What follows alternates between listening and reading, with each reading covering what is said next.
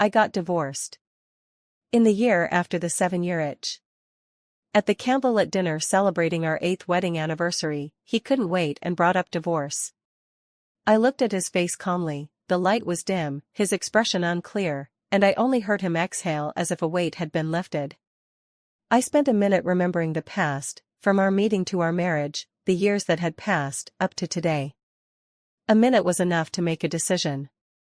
I said, fine. When shall we go handle the paperwork? We have no children, there's no property to dispute, he bought the marital home, so I'll just move out. As for everything else, I don't care. He stood there, stunned for a long moment, then asked, "You're not going to ask why?" I gave a light laugh. The reason? It's nothing more than that there's a new love, or he really couldn't accept that I refused to have children, or simply that he stopped loving me.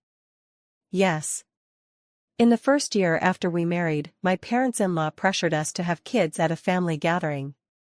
In front of all the relatives I said, "We're going dink, no kids." That day my in-laws were furious, I suppose they felt humiliated. After that they hardly came to our little home anymore. Divorce, what reason is there to ask for, apart from the other's fault? Surely it's not that he's mortally ill. I didn't answer, I drank that glass of red wine in one go and said, "Next Tuesday. I'm free Tuesday." I left in my coat before he could respond. Let him pay for the meal. I took a cab home. On the way back, watching neon flicker along the road and the crowds bustling, they gradually thinned out, until the neon was almost gone. Yes, I'm home. More precisely, I'm home to this place that now has only 4 days left. I quite like this little villa, surrounded by mountains and water, lush and green, and only about a half-hour drive from the city center. The door opened, and the housekeeper thoughtfully brought me a pair of slippers. I smiled at her but didn't take them. Barefoot, I walked from the first floor up to the bedroom on the second, took off my coat, and went into the bathroom to wash up. The alcohol still buzzed in my head, making me a little dizzy and flushed. I walked into the walk-in closet, the nightgowns hanging in the wardrobe were all various kinds of lace, not my taste, but his. I closed the wardrobe door, grabbed a cotton camisole, and lay down on the bed. I closed my eyes and thought about these years. He was very busy, he had a family conglomerate and was going through a critical period, for about 3 years now. We could only see each other maybe once or twice a month, and our WeChat conversations were sparse, 1 or 2 messages every few weeks. Thinking further back to the first years after we married, we traveled all over the world, domestically and abroad, non-stop, and we had endless things to say. Before we got married. I can't really recall what that time was like. My eyelids grew heavier and heavier, and finally I fell into a deep sleep. When I woke again, my body felt very heavy, the breathing beside my ear was labored, and I smelled a strong odor of alcohol. I opened my eyes, it was him. He half lay on top of me, one hand stroking my shoulder, whispering something low in my ear. The smell of alcohol made me sick. I pushed him away, with a thud he fell to the floor. I got up to check, his eyes were closed, he was muttering to himself, turned over, and fell asleep? I was too lazy to bother further, pulled the blanket up and closed my eyes. After a while there was a rustling sound, I opened my eyes and he had lifted the covers and was holding me. I was a little annoyed and pushed him. He got angry and said, "You're my wife. I want you to hold me." His speech was slow and a little muddled, but the meaning was unmistakable. "No, push me away." The hot breath sprayed across my face, reeking of strong liquor. He kissed my lips, I made a few whimpering sounds, and he paused, looked up at me with bleary eyes. He said, "You're my wife." Mimi Mama's kiss fell again. I closed my eyes and thought, what is this? The final frenzy before the divorce? Fine, ending the marriage in one act of love is better than tearing each other apart until one of us dies, right? I leaned in to kiss his lips, pushed him away, and finally gained my freedom. I panted heavily, sweat beading all over me. The last time we were this close was about 2 months ago, I think. I turned my face to look at him, moonlight streamed in and fell across his face. He was curled under the blanket, one hand tucked under his pillow, already asleep. 8 years slipped by in a flash, and we couldn't make it to the finish. I gently stroked the furrow between his brows, the reason for the divorce. I had seen that woman, a neat short haircut, bright eyes and pearly teeth, large eyes, and when she smiled there was a pair of very lovely dimples. At that time, he was smiling too, such a wanton smile, warm and radiant. She was his childhood sweetheart, who had left this city, and now the childhood friend he'd known for 9 years had returned. Childhood sweetheart returned, impatient to divorce and remarry. It sounds like a tired old story, yet this was reality. I snorted. I had my pride, I would not ask, never would I ask. I got up, took a shower, and went to the guest room. After a night's sleep, when I woke, the housekeeper said he had already left. I made a phone call, and soon a dozen or so domestic staff in matching uniforms arrived. Under my aunt's astonished gaze, I packed up all my personal clothes, shoes and bags, and some small pieces of furniture I had bought. Like the large Italian floor vase in the living room, the custom ceramic dog in the study, the cute little night lamp on the bedroom bedside, and even a few small wood carvings I brought back from a trip to Yunnan. I also had the curtains replaced, putting back the brown set that was there before I moved in. I did my best to restore everything to its original state. By dusk, the house finally felt less crowded. It turned out I had been the one who filled it so full. There were no traces of me left. I stared at the relatively empty house and breathed a sigh of relief. I set my wedding ring down on the desk. I told Auntie to remind him not to forget to go to the civil affairs office next Tuesday. Auntie was bawling her eyes out. I didn't know why she was so upset. I returned to my own apartment, a large single-level flat in the city. I hadn't had the small furniture I brought back from the villa taken apart. I cleared out one room and just piled it in there. This place was much livelier than the villa. Step out and across the street was a big mall. The mall was crowded on the weekend. I changed into a white long dress, didn't put on makeup, and hurried from store to store through the mall. I spent a lot of money in one go. On the first night back in my own house, I couldn't sleep. I opened my phone and scrolled through WeChat, went through my call logs, and found that apart from my parents and my brother, I had no friends. I suddenly remembered the time before my marriage. The year I finished my master's, I returned to my home country.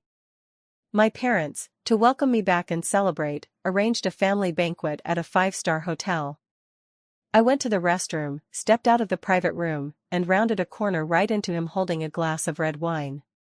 He was a little drunk, I was in a hurry, and just like that the entire glass of red wine was splashed all over me. I have a bad temper. That was the first time I wore that jacket. I grabbed his collar and punched him once. My brother seemed to sense it, and just as I was about to bring my fist down for a second blow he stepped in to stop me. He said he knew the man, he was his friend. Later my brother's business required him to go stay in another city for a while, and with nothing to do I went along. At the dinner table I saw him for the second time. That day he wasn't drunk and even apologized. He said he'd dirted my clothes and offered to be my boxing sparring partner. I agreed. I stayed in that city for a month. He was my sparring partner for a month. I suppose he got punched for a month. My brother couldn't bear it. He said the man was the heir to a well-known conglomerate and also his friend, and told me to take it easy. I listened to him and didn't go back to the boxing gym. He came back again. He asked me why I hadn't gone.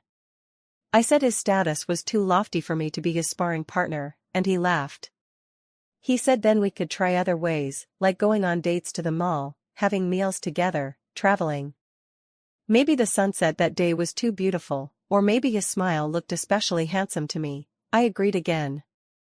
3 months later my brother's work came to a pause and he was going back, and I had promised his request, choosing to stay. My brother said that a head-over-heels love would get me into trouble sooner or later. I stubbornly retorted that who would suffer was not yet certain. 4 months later he proposed, and I said yes. Both parents were delighted. It was considered a match made in equal standing. The wedding was grand, and I settled completely in this city.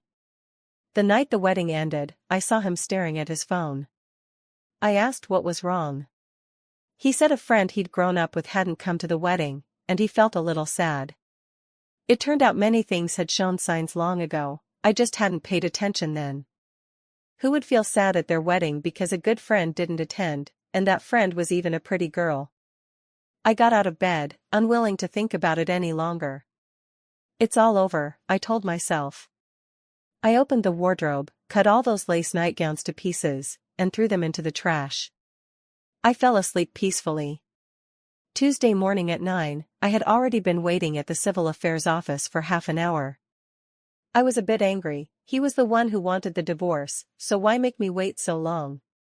The one who rushed in was his lawyer, saying he had some things he couldn't attend to personally, brought a power of attorney, all the paperwork in order, and the marriage certificate was quickly turned into a divorce certificate. I didn't get angry anymore. He couldn't even come in person to marry his childhood sweetheart but sent someone to handle the divorce. How earnest. He sent a text saying he hoped I would always be happy, safe, and healthy. I smiled. Safe and healthy, what a tired, cliched blessing. I didn't reply. I blocked every contact method linked to his phone. Who says you can remain friends after a divorce? Even goodbye makes us strangers again. Autumn in this city is short. You hardly wear a trench coat a few days before you need to wrap up in a thick sweater. I let myself go in my apartment for 2 months, and my brother found out and came to confront me. Yes, I hadn't told anyone about the divorce. The marriage was sudden, and the divorce was sudden too. They should get used to it, they would come to understand. When I saw my brother, I laughed. After 2 months, I finally saw someone familiar. He treated me to a big meal, several times on the verge of saying something. I knew he was about to sermonize again. I wouldn't give him the chance. I said, who said I was the one who lost out? I wouldn't admit it, and I won't admit it. I whispered something into my brother's ear, and he was dumbfounded. A week later, I told my brother I wanted to spend some time in Yunnan. He arranged it for me right away. It was a sunny little courtyard full of flowers and plants, with a storefront attached. I could open a small shop. The air here is wonderful, the flowers and plants smell sweet, the sky is very blue, the clouds very white, the water very clear, and even the fish are very free. Mother abandoned father and set up camp in my little courtyard. I opened a coffee shop, though I knew nothing about it. My older brother found me a barista and a waitress. The barista was handsome, a sunny young man in his early 20s, just graduated from university, adrift in life, and coaxed by my brother into becoming a barista. The waitress was a 19-year-old local girl, her skin pale, her hair in 2 braided pigtails, and she smiled at everyone first. The cafe began to run smoothly, the coffee was good and the waitstaff were talkative, so gradually more customers came. Apart from occasionally handling the money and listening to those customers tell their own stories, I didn't manage anything else, and couldn't. No matter how busy my brother was, he would come see me at least once a month, bringing me tasty and fun things and taking me into the city for a spin. Father was too busy. When mother worked at the company, he was a famously absentee boss, a nominal CEO. Now that mother was on a very long leave, father had several times discussed with my brother the idea of moving him over to my side. Each time my brother refused. Mother often dragged me out to accompany her buying vegetables and cooking. In reality it was just to keep her company. I knew how to do nothing at all. 3 meals a day, sometimes 4, and my mother kept varying what she cooked for me. I put on a good deal of weight. The barista and the waitresses also praised my mother's dishes as being delicious, which made her very happy, and she urged me to cheer up too. I smiled but said nothing. Was I sad? After the divorce, I never thought about him. How could I be sad? I didn't even shed a single tear. What signs of sorrow did I have? They all had an unspoken agreement and never mentioned that man. It felt as if I had gone back 8 years, to the days before I met him. Time moved slowly, and time moved quickly. All told, I'd been staying in this little courtyard for 2 years. Dad was so exhausted he fell ill, Mom had to go back, and brother, worried about me, dragged me along. The little courtyard was entrusted to the barista and the waitress. I told them I would return and to not miss me too much. Dad needed surgery, so I returned to the city I had lived in before going to Yunnan. That city had top medical resources, and Dad's operation went very smoothly. After discharge, the family moved into a large flat in the city center. Coming back here felt unfamiliar, the neon at night was painfully bright, and the noise from the nearby malls was irritating. I began having insomnia again. Dad would convalesce here for a while and needed regular hospital checkups. Brother went back to the company, and I finally got to show a bit of my worth as a daughter. I went to the hospital to pick up my father after his checkup. In the waiting area the doctor came out with him. A regular car pulled up ahead, a man got out of the driver's seat, opened the trunk to take out a wheelchair, then opened the rear door and helped an elderly woman into it. The man was very thin, the old woman was all skin and bones, utterly lifeless. Just similar, I thought, how could he be driving such an ordinary car, and how could his usually affluent mother be sitting in a wheelchair? I didn't look again, I picked up my father and went straight home. Hateful night, hateful neon lights.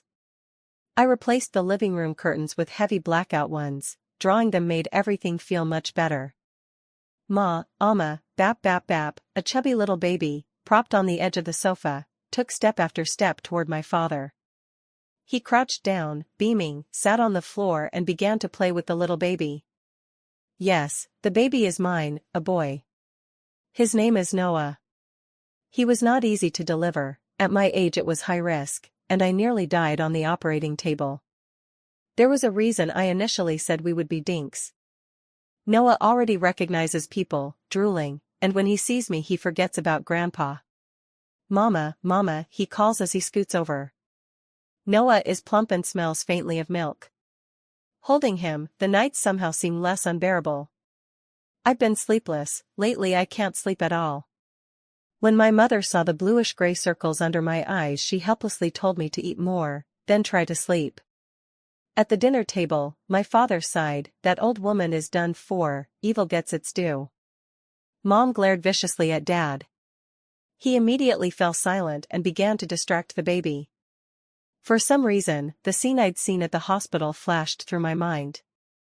Mom looked strange and glanced at me several times. I knew they were keeping something from me, so I asked, Mom, just tell me straight. Mom sighed and said that man's mother had been hospitalized and was near death, my former mother-in-law, Margaret. I made an O sound and said nothing. Dad took over the conversation and asked if we wanted to go see her once. After all, they had once been husband and wife. Mom pinched Dad's arm hard and said there was nothing to see, whoever spends their days egging their son to divorce his wife and even has a ready-made other woman. People like that die and it's karmic retribution. I was a bit stunned. Was she talking about his mother, my Margaret? Married 8 years, and although my Margaret didn't like me much because we were dinks, she'd never once told me to divorce her son in front of me. I pressed Mom for more, and she told me everything she knew. It turned out that Margaret had been trying to get us to divorce for a while, and had even invited James's childhood friend Sophia to dinner with him multiple times, only to be caught by my brother. I made an O and fell silent. Fine, then, finally, her wish has come true, now she has the daughter-in-law she wanted. I lay back down, put on some music, and closed my eyes to sleep a little longer. But that man's thin silhouette kept swaying through my mind. He was thin, very thin. I opened my eyes and scoffed at myself, thin, fat, what did it matter? I had grown thin too. The sun was strong. I stood at the hospital entrance, staring at the words inpatient department for a long time. I didn't know why I had come here on a whim. Maybe it was because that gaunt figure had flickered across my mind all night and left me irritated, or maybe I wanted to see other things, like the scene of Qingmei together with him, perhaps then that damned silhouette wouldn't appear anymore. Margaret's ward was easy to find, it was a plain 2-bedroom. Inside, Margaret had a tracheostomy and her features were hard to make out. Her former father-in-law, Charles, sat outside in the corridor looking utterly dejected. I didn't greet Charles, I walked straight into the ward. The orderly told me the family had gone to speak with the doctor and would be back soon to remove the tubes. I nodded, said nothing. I looked at Margaret's shriveled hand and thought of our wedding day, how that same hand had been soft and fair when she pulled me along. I leaned close and whispered something into her ear. A tear crept slowly from one of her eyes. The orderly said she must have heard me. I left the room and ran into his childhood friend Sophia. She was wearing sunglasses and carrying a fruit basket. I pretended not to know her and walked on, but she called after me and hurried to catch up. The moment Sophia spoke she said, "I have no shame, divorced and still parading in front of my ex." I held back the urge to hit her. Sophia grew more agitated, she even took off her glasses and hurled the fruit basket in her hands. She began to shove me hysterically. I silently raised a hand, and the instant it landed on Sophia's face I stopped. If I hit Sophia people would think I still cared about him. No, I don't care. I asked the nurse to call security. I wanted to leave. The security guard arrived, and so did he. He had not only grown thin, but looked much more worn. The moment Sophia saw him, tears streamed down her face. She grabbed his arm and said I had insulted her, beaten her, torn apart the love between her and him, that I was the other woman. I was so angry I laughed. A crowd gathered and began pointing at me. I walked up to Sophia, raised my right hand, and struck her hard across the face. Sophia staggered and fell to the ground, her face flushed instantly and there was a trace of blood at the corner of her mouth. The whole place fell deathly silent. I had trained in boxing for several years. That blow was enough to make her ears ring and her head swim for a while. I rubbed my hand in satisfaction and told Sophia this was a real hit. Then I turned to the nurse and said to have the doctor take a look. I would pay the medical bill. Sophia got up and rushed over, trying to grab my hair. He came at the same time, half holding me as he steered me toward the exit. He smelled sharply of tobacco. He pushed me along for a long stretch until we could no longer see the crowd, all the way to the main gate. He let go of me, his expression a little awkward. He didn't speak, he just looked at me. I was a bit surprised. Shouldn't he be protecting his Sophia? Maybe he was only worried that I might hit his childhood sweetheart again if I stayed at the scene. I asked if he had anything else to say. If not, I'd be leaving. He asked me why I had come here. I said I was just passing through. He didn't speak anymore, and I turned and left. I knew he kept watching me until I got into the car. From the rearview mirror I could still see him standing there. That night, not only did that thin silhouette keep swaying, but that weathered man swayed along with it, untiringly. I regretted it. I shouldn't have gone. One morning a few days later, after Dad finished his Tai Chi, he came upstairs and told me someone had been waiting downstairs since 4 o'clock, and asked me to go see who it was. When I went downstairs, I saw a familiar silhouette. It was him. As I walked over he was smoking. There were several butts on the ground. He tossed away the half-smoked cigarette in his hand, and his hand seemed unsure where to go. I asked him what was wrong. He said his mother had finally been laid to rest, the funeral had been taken care of, and he thanked me for visiting her that day. I said it was nothing, just a courtesy, no need to worry about it. He was silent for a while, then asked me, the caregiver had heard me tell his mother something like the child is a boy, what did that mean? My heart dropped. I hadn't expected the caregiver to overhear. That day I had told his mother that I had given birth to his child, that it was a boy who looked a lot like him, to put her mind at ease. I thought it over and told him I had given birth to a son. He was half a year old, just small talk with his mother, nothing to do with him. He fell silent. He looked at me, his expression stiff, angry, his eyes were rimmed in red. I straightened my clothes and turned to leave. He didn't follow, he just stood there for a very long time. After the divorce, those pointless entanglements, if they can be cut, cut them. For our son's second birthday, against my and my mother's objections, his father insisted on throwing a lavish banquet at a 5-star hotel. Dad invited many relatives and friends, and some business partners too. For a child's birthday, we had almost 20 tables. I felt helpless. Mom kept shaking her head. My brother kept consoling her, saying Dad was just too happy. He wasn't there for the 1-month or 1-year milestones, so he wanted to make up for it this time. Our son was obliging. Dad carried him around the room grinning. He smiled at everyone he saw and was happy no matter who held him. I slipped out of the hall and went to the corner of the hotel's corridor to get some air. Night again, annoying neon again. Since we've been back, I've had trouble telling whether I hate the night itself or the neon lights. I miss Yunnan a little, miss that small courtyard, that little coffee shop. Two brightly dressed women a short distance from me were holding champagne, animatedly swapping gossip. Their voices were clear, and I heard everything. 2 years ago he sold all his shares in the group for money and was kicked out of the company. His father, my former father-in-law, had secretly invested in foreign exchange and got wiped out, losing his entire fortune. Then he went gambling and racked up enormous debts. I walked over and joined their conversation, asking what his situation was now. The two women said he had sold all his assets and that most of the hole from the gambling debts had been plugged. Destitute, with nothing to his name, almost all his relatives and friends had abandoned him, even his wife had run off. I laughed. Even his wife ran off. What about that Sophia then? The two of them said that Qingmei could never have married him. If she were going to, she would have done so over a decade ago. Back then he loved that Qingmei to death, but she left the country without looking back and only returned a few years ago. They said she regretted it, but regret was useless. He had already fallen into such ruin. How could Qingmei's parents possibly agree to their daughter marry him? I felt like I had been listening to someone else's story. When it ended I couldn't help but feel a pang of pity. What a pair of childhood sweethearts who couldn't be together, and what a man ruined into a wife-escaping scenario.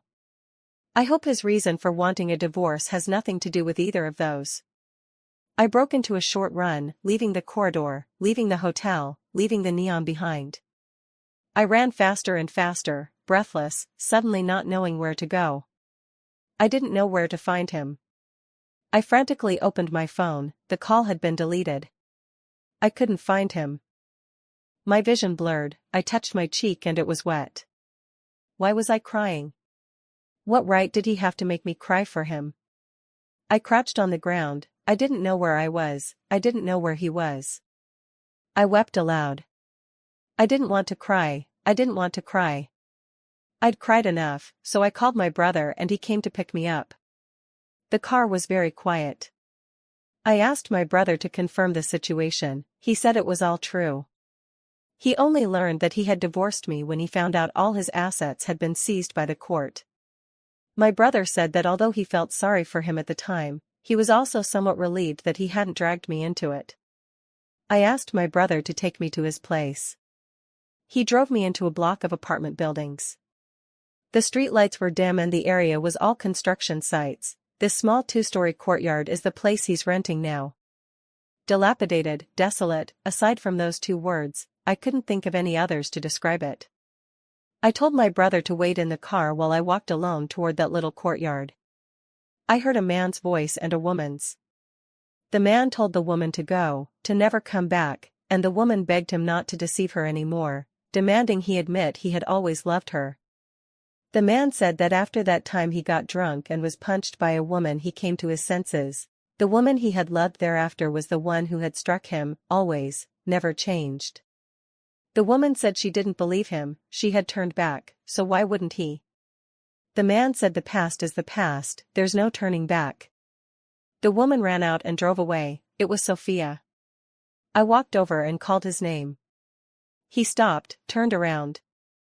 I said nothing, I just cried, like a child, gasping between sobs. He held me, said nothing, gently rubbing my back, telling me not to cry. I cried until I was spent. His lapel was drenched with my snot and tears. I told him I was here to ask why he wanted a divorce. He smiled and said, "It's been so long since the divorce, don't ask." I asked him if it was because of Sophia. He shook his head. I asked whether he had done anything with Sophia during the marriage that would betray me. He shook his head again and said he had only eaten with her twice, both times arranged by his mother. I asked him if the friend who didn't come to the wedding was Sophia. He shook his head again. He said it was a good buddy he'd known for years, who had some trouble back home and went abroad, and had promised he'd return for the wedding. I smiled. He smiled too. I took his hand and we got into my brother's car. My brother drove us home. When Mom saw him, she pulled Dad back into their room. My brother also found an excuse to leave. In the living room there was just me and him, and that chubby little Noah. Noah was spitting and playing, toddling along while steadying himself on chairs and table legs until he reached him, tugging at his pant leg and lifting his head to look at him. He crouched down. Noah giggled and smiled up at him. Their two faces, the brows and eyes, were so alike. His eyes were red. He held Noah tightly and kissed him hard. He also held me, pressing a kiss to my forehead. The airport was still crowded in winter. Noah was bundled up so tightly he looked like a little ball. My parents and I were heading to the cottage in Yunnan. There was an hour before boarding. My parents went through security first. My brother stayed with me and my son in the main hall. I was waiting for him. He had said he would come to see us off. He ran up panting, and finally arrived. He hugged me and told my son that after he took care of a few things, he'd come to Yunnan to see us in 2 months. I nodded. I told him this son could eat a lot. Now that he had a son to support, he should accept his brother's help and not try to shoulder everything alone. He was silent for a while, then at last nodded. When he came to Yunnan, it was half a year later. He had broken his promise. The 2 months he'd originally mentioned had turned into 6, but he had finally paid off his debts and settled his father. Now he was free. Not long after, the little courtyard's cafe started serving simple meals again, with Mom at the stove. The cafe business kept getting better. During the day he helped tend to customers, and at night when my brother had free time they discussed investments together. I had custom uniforms made for the cafe staff, and he wore one too, a tie-dyed blue printed shirt with a denim apron over it. He earnestly introduced the nearby sights to the cafe's guests. His son ran around causing mischief, but he didn't mind. He smiled, that bright smile like the one he had under the sunset that day. Winter passed, and spring arrived. Yunnan has no winter, it's been spring all along. I bought a bunch of colorful lights, and at night the little courtyard turned into a blaze of neon. Today is my birthday. I took his hand and led him to the corner of the little courtyard. I gave him a box, and he gave me a box. He opened the box I gave him, a men's ring, the same one worn on my hand. I opened the box he gave me, the diamond ring, the one he gave me when he proposed. We both laughed.